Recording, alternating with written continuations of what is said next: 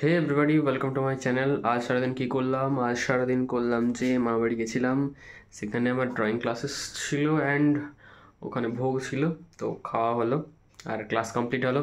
আর ক্লাসের মধ্যে একটা লাইভ পোর্ট্রেটও করলাম, তো সেটার ভিডিও দিয়ে দিচ্ছি এর সাথেই।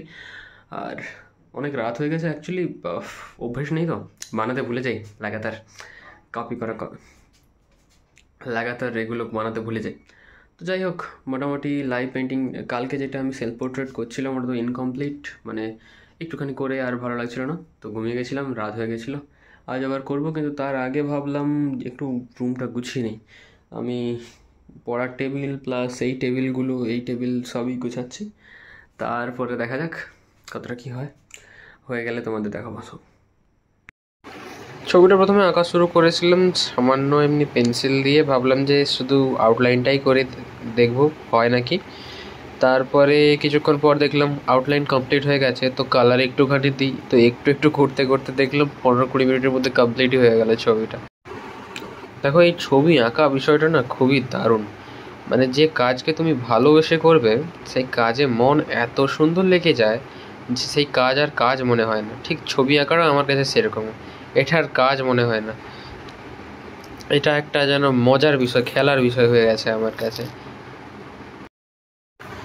যদিও আমাকে অনেক প্র্যাকটিস করতে হবে, 30 তারিখ লাইভ এক্সিবিশন আছে, লাইভ পোর্ট্রেট এক্সিবিশন, বাট এই তো আমার অবস্থা, সারাদিন ছুটোছুটি করতেই সময় চলে গেছে, আর রাতে মন চাচ্ছে না, এখন শুধু ঘুমোতে পারলে বাঁচি।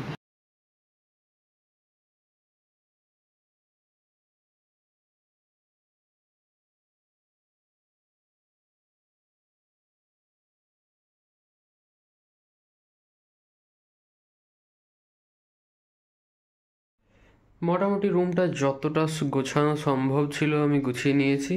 এখানে ড্রয়িং টেবিল, আর ওখানে আর একটা, ওখানে বসে কাজ করার জন্যে, এখানে পিঠ ব্যথা হলে ওখানে, ওখানে পিঠ ব্যথা হলে এখানে, আর এক গাদা আমার ইনকমপ্লিট ছবি পড়ে আছে, সেগুলো কমপ্লিট করতে হবে। অ্যান্ড এইসব করতেই আর একটু ফোন ঘাঁটতেই 1:30 বেজে গেছে, আর 1:30 বাজতে যায়, বাজেনি এখনো।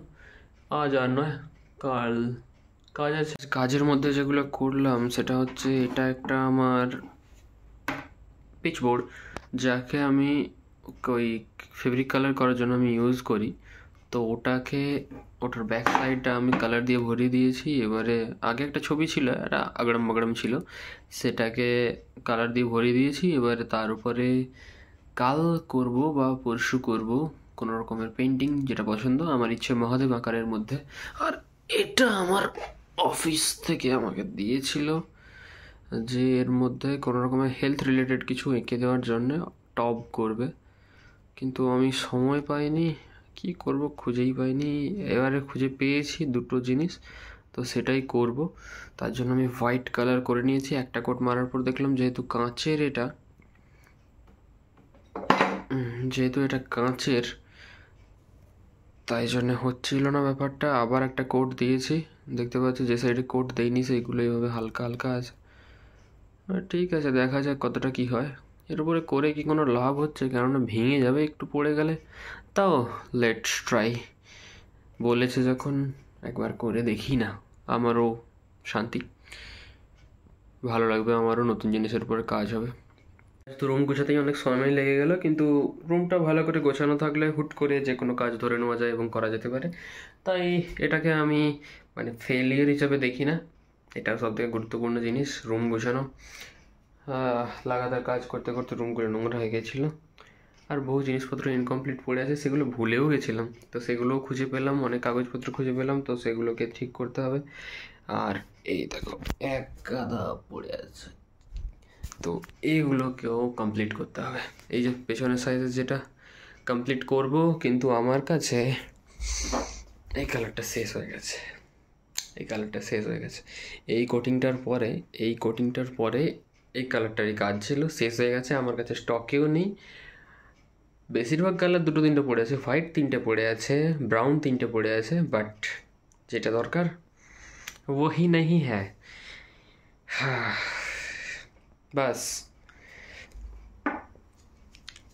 তো আজকের জন্য এতটাই। সব কিছু পরিষ্কার হয়ে গেছে। এখানে করব, টেবিলে করব ওয়াটার কালার, ওখানে করব ফেব্রিক, আরও কোথাও জায়গা কিছু একটা করার জন্য করে নেব, চারিদিকে কাজ করব। এই রুমটাই নিয়েছি কাজের জন্য। ওকে, আজকের জন্য গুড নাইট।